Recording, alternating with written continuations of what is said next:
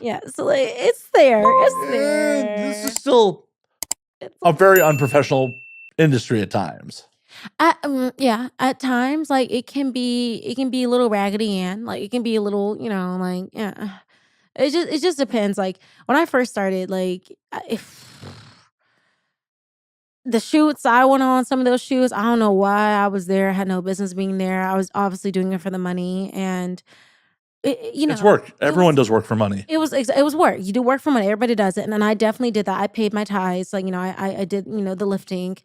Now it's a little bit different. I'm talking from a privileged standpoint where I can say like, yeah, like now, like a lot of the stuff I work on are with very established companies like ALO, like Vixen, like that, and that's a little bit different. Like they take care of you in a different way. Like it's a different degree to it.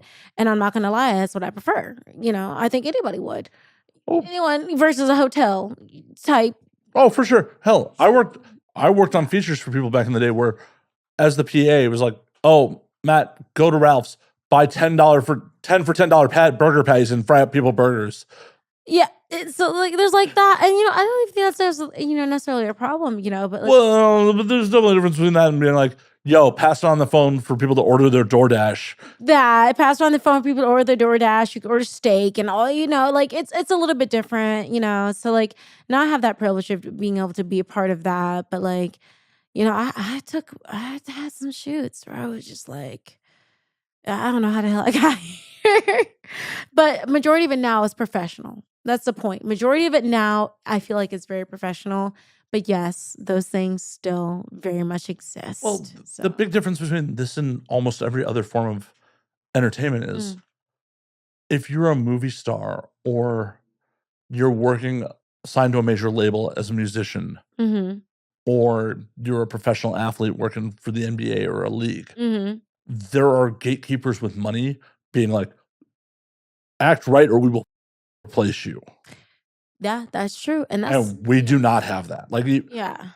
Like at the end of the day, if you're a big enough star in this shit, you can say what the hell you want to say. You can say literally whatever the hell you want to say to whoever the hell you want to say it. There's no such thing as getting canceled. You don't get canceled unless you do some really egregious type stuff. Like, well, and on top of it, you could act a fool at an industry event. Yeah. And it's not going to affect your money. No. The grand, because could you imagine like Bradley Cooper getting house drunk at an Oscar party and like, fighting somebody?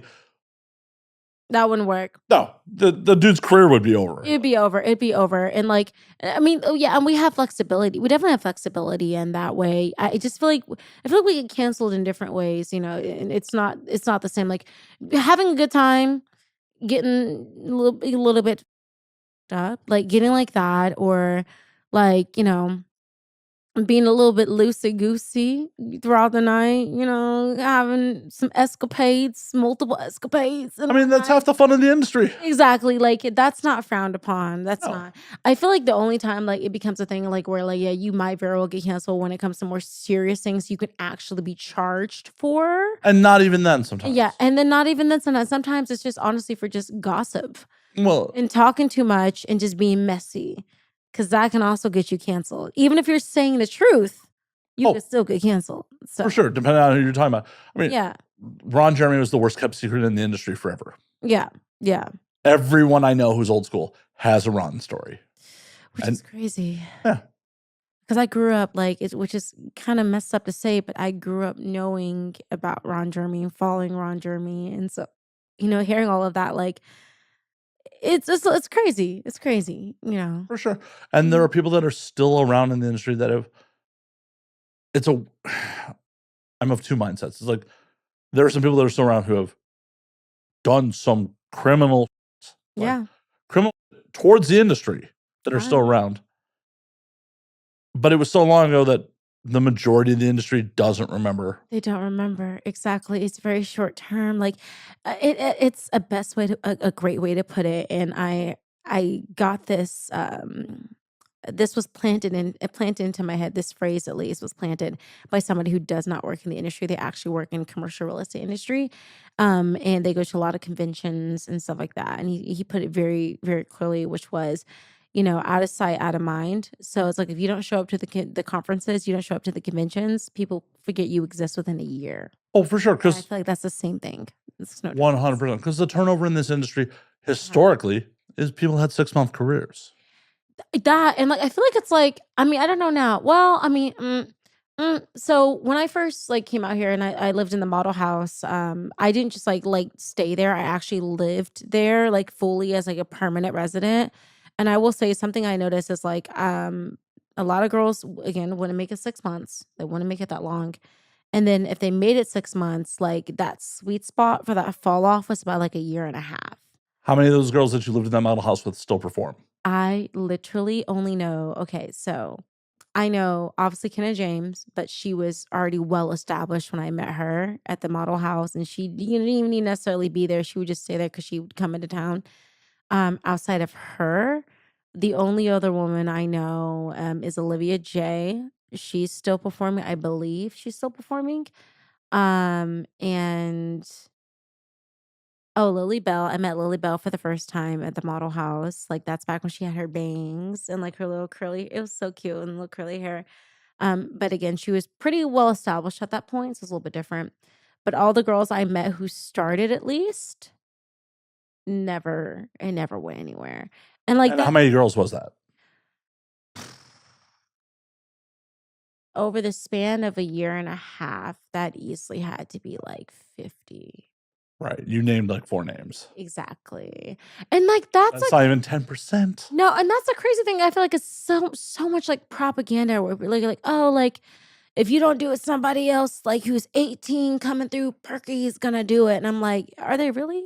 Oh, they will for 3 months. For 3 months, exactly. Like they'll do it, but like But are it's in the producer's best interest that they are only there for 3 months. exactly they'll be there for 3 months, like they'll do the thing, and then even then it's not the same quality because like I recently, like, I did, like, a scene. I know whatever, but recently I did a scene and, I worked with this girl who was a lot younger than me, and it wasn't she was great. It wasn't problematic whatsoever, but, like, she was a lot newer, so there was this learning curve with her, and I'm all about, like, I will teach you the ropes. I will answer all your questions. Like, I will be an open book. Whatever you need, I'm here, okay? Because I know what it feels like to be there. Because I was just there just 4 years ago, okay? 4 or 5 to 5 years ago, I was just there. And so, like, I feel like with that, it's like if you're going through so many new girls is great, but like there's still that learning curve that's the difference between somebody just walking in and being like, I want to do this and just doing it versus like when you're talking about people like Vanna Bordeaux, for example, or you're talking about people like Kylie Rocket or Ryan Reed or like Anna Fox, like that's just a whole different Chanel Cameron. That's a whole different caliber of performance that didn't start necessarily on day 1 or month 3 or month 6. Like, that's something that had to be, like, shaped, like, even like Gal Ritchie. Like, it's just, so Well, yeah, and I I see. think that's just an added bonus for the producers, like, "Oh, you stuck around, you're killing it? Mhm. Cool."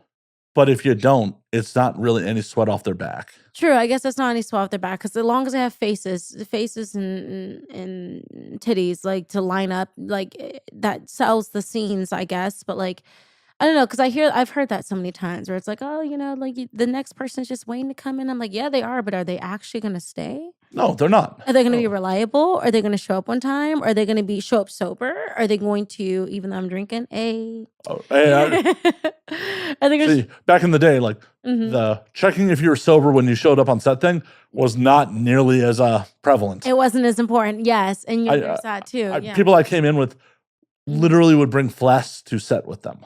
I kinda envy that because I feel like that would actually make things a little bit funner, but, I get why that's A little not less the case. safe. But exactly, it's less safe and it's a legal liability, so I totally understand that, like, I know.